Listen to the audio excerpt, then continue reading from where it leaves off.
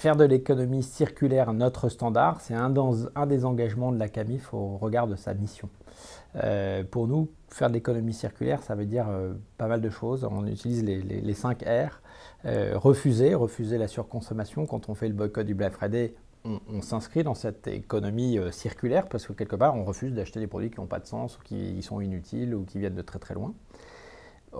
Réduire notre consommation, probablement aussi, c'est consommer moins et consommer mieux. C'est les deux faces d'une même pièce.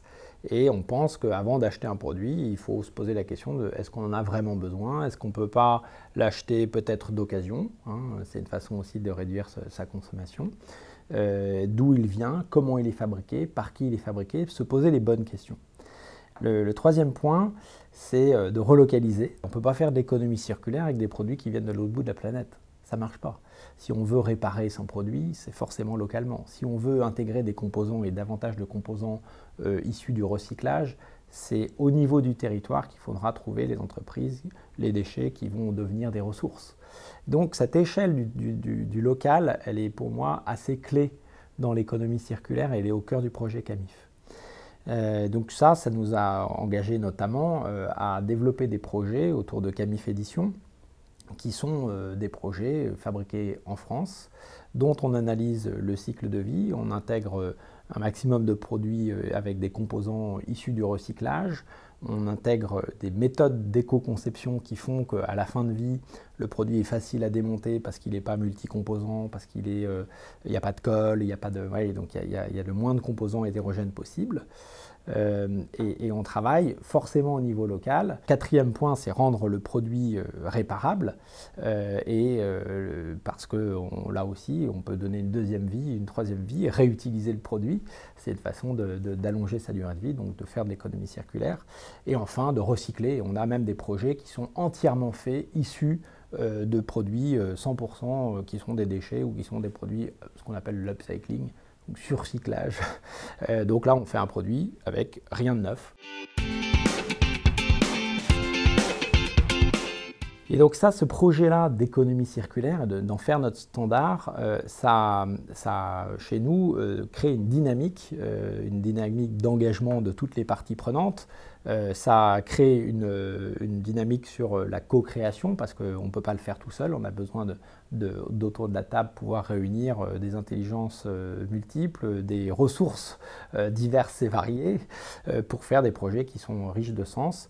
Quand on fait le projet sur la literie, où on a une start-up de l'économie circulaire qui fait du recyclage de matelas, un grand groupe français qui est professionnel de la literie et une entreprise d'insertion qui fait de la réinsertion par le travail de personnes handicapées, ça permet de répondre à l'objectif qu'on s'est fixé dans le projet CAMIF Édition, d'avoir un impact social positif et d'avoir un impact environnemental positif, avec un cahier des charges très exigeant. L'économie circulaire, ça nous invite aussi à penser de nouveaux services, donc faire de l'innovation par l'économie de l'usage, penser à la location, penser à des nouveaux modèles en fait, qui vont sans doute émerger dans les prochains mois ou prochaines années et qui vont nourrir la CAMIF demain.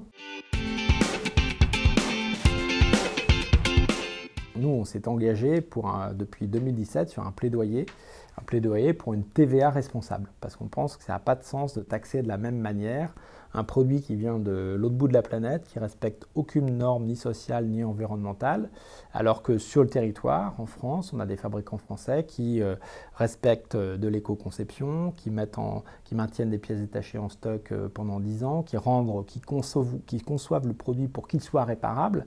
Ben, ça n'a juste pas de sens de les taxer de la même manière. Et on pense que ce qui est important, c'est d'utiliser aussi ce levier qu'a l'État, le levier fiscal, pour donner un coup de pouce à l'économie circulaire et pour lui permettre de changer d'échelle. Parce que l'enjeu principal de l'économie circulaire aujourd'hui, c'est qu'il faut qu'elle sorte du berceau, quoi, et qu'elle devienne le mode de conception et d'économie dominant.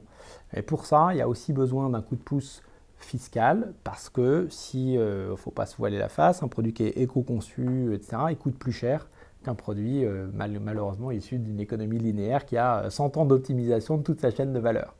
Et donc nous, on n'a pas 100 ans pour revoir nos modes de consommation et nos modes de production. Il faut aller vite et on est convaincu que l'entreprise peut avoir aussi son rôle à jouer en demandant à l'État d'agir et de faire ce qu'il peut pour que le consommateur privilégie un produit issu de l'économie circulaire.